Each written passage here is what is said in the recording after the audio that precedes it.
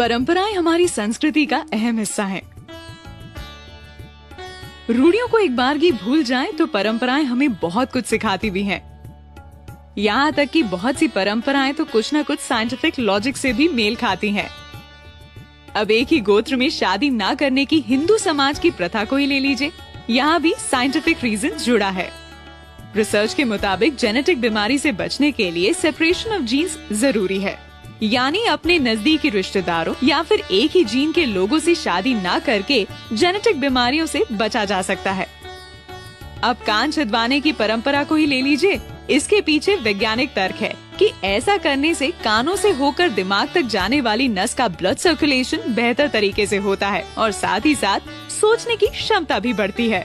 माथे पर तिलक लगाए शख्स को देखकर आपके दिमाग में पूजा पाठ करने वाले इंसान की इमेज बन जाती है, लेकिन इस पर विज्ञान कुछ और ही कहता है। दोनों आँखों के बीच आज्ञा चक्र होता है, जहाँ तिलक लगाने से कंसंट्रेशन बढ़ता है। कहा जाता है कि तिलक लगाते समय उंगली या अंगूठे के दबाव से माथे तक जाने वाली नसों का ब्लड सर्कुलेशन भी बेहतर हो जाता है।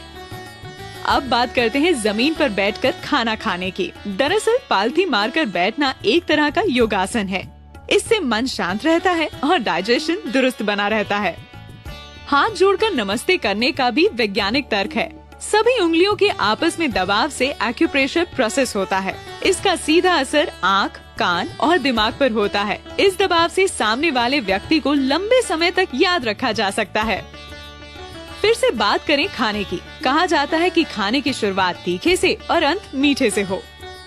वजह यह है कि तीखा खाने से पेट में पाचन तत्व और अम्ल एक्टिव हो जाते हैं और डाइजेशन सही तरीके से होता है। और अगर तीखे से पेट में जलन की संभावना बने तो उसे आखिर में खाया मीठा दूर कर देता है। पीपल की पूजा का भी वैज्ञानिक तर्क है। दरअसल पीपल की पूजा भूत प्रेत भगाने के लिए नहीं, बल्कि पेड़ों के सम्मान में की जाती है। पीपल एकमात्र ऐसा पेड़ है जो रात में भी ऑक्सीजन देता है, जिससे इसकी इम्पोर्टेंस और भी बढ़ जाती है। हिंदू धर्म में विवाहित महिला सिंदूर तो लगाती है, लेकिन शायद इसके पीछे की वैज्ञानिक वजह जानती है। दरअसल सिंदूर में हल्दी, चूना और मर्करी होता है। इन तीनों का कॉम्बिनेशन बॉडी में ब्लड सर्कुलेशन को कंट्रोल करता है। चोटी रखने के पीछे भी कुछ ऐसा ही तर्क है। जिस जगह पर चोटी रखी जाती है वहाँ दिमाग की सारी नसें आकर मिलती हैं, जिससे दिमाग शांत रहता है और गुस्सा नहीं आता। साथ ही सोचने समझने की क्षमता भी बढ़ती है। ये थे कुछ लॉजिक जो बताते हैं कि परंपराएं यूं ही बस निभाने के लिए नहीं है। परंपराओं के पीछे छुपे साइंटिफिक लॉजिक समझ लिए जाएं तो फिर उनका दिल से पालन तय ही मानिए।